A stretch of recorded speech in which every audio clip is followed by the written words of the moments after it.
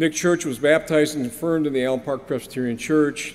He has been an active participant in the youth camping ministries of the church. At Allen Park High School, Nick was a member of the National Honor Society and varsity member of the soccer team. Next fall, he plans on attending the University of Michigan at Dearborn and major in alternative energy engineering. He's been awarded the Linda Clark Scholarship for his character and the Maize and Blue Scholarship for his academics.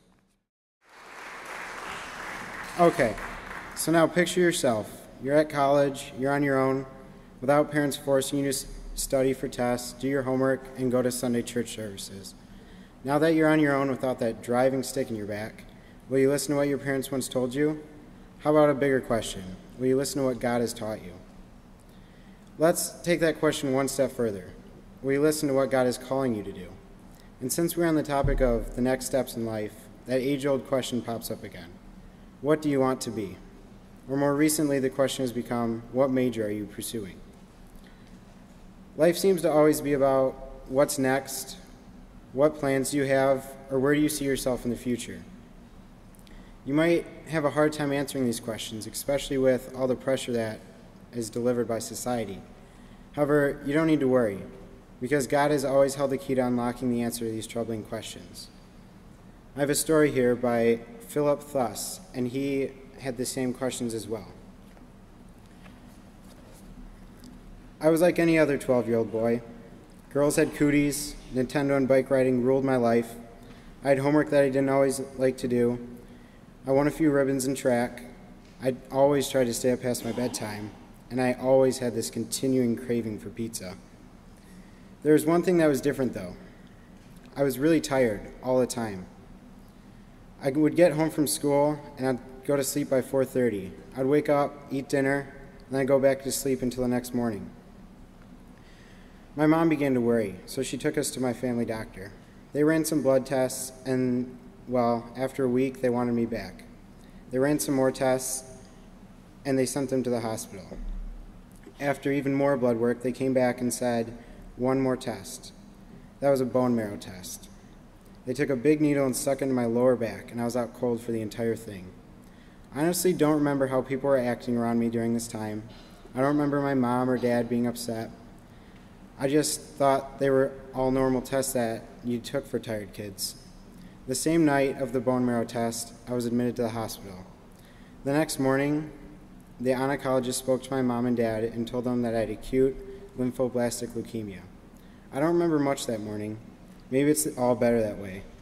The doctor and my mom and dad all came in the room. The doctor explained to me that I had cancer. I just sat there and listened. I listened very closely. I didn't understand much until the doctor explained to me that I was going to lose all my hair.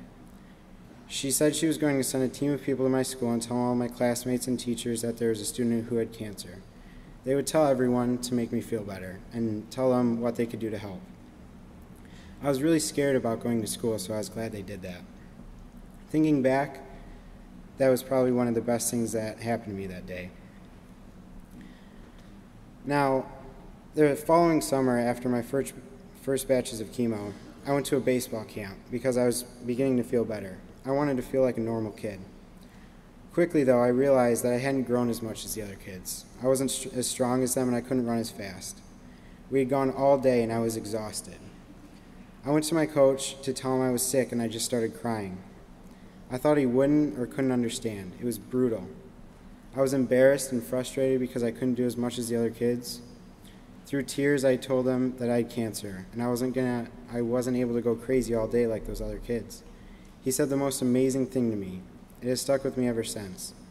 He bent down beside me and told me, "Phil, God is taking care of you and keeping you here because he has something special planned for your life." Suddenly I had something. I had hope. My hope seemed to be built on sand, though. My friend Brad had relapsed and ended up in intensive care for a week. He eventually got out. I remember thinking everything was going to be fine. Then a few weeks later, one morning in class, my teacher pulled me aside and told me that Brad had died. I lost it. He had had the exact same cancer I did, and he didn't make it. Would I make it? I cried all day. I went to the funeral. I didn't believe a minute of it. At 13, I didn't know what was going on with my life. I was off treatment in January my 8th grade year. I actually had a few parties. It seems strange. No more chemo party. They were exciting though. I had them with my friends, both sides of my family, my brothers and sisters, everyone came.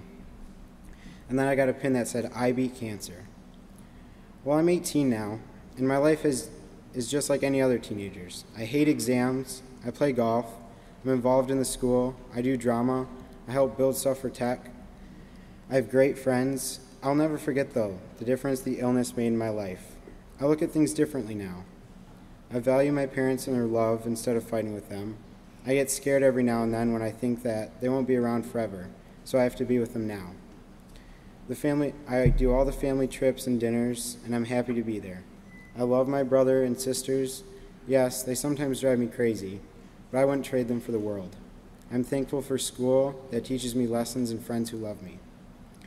I always think back, though, to what my baseball coach told me. Every day I always try to figure out what God's plan is for me, and I try to live that life that I was graciously given a second chance for. I believe in goodness of people. Every single one of us has a reason for being here, and anything is possible, as long as you keep faith and never, ever give up hope. That was by Philip Tuss. Now, we may not all be like Philip and have had a defining moment in our lives that showed us the importance of the value of life and those who brought us up. That doesn't mean we can't take a value from this story and apply it to our own lives, though. Every single one of your lives is important to God. Since the beginning of creation, God has been waiting for you to take your role in this world and make an impact. This is the answer to all those impossible questions we mentioned before. What's next? What do I do with my future? Well, the answer to these questions lie in God's plan for you. So when you go out into the world and take on the next stages of life, do you ask yourself, what will be out there for me? And when you come to face these new challenges and accept the changes in your life, will you share your journey with God?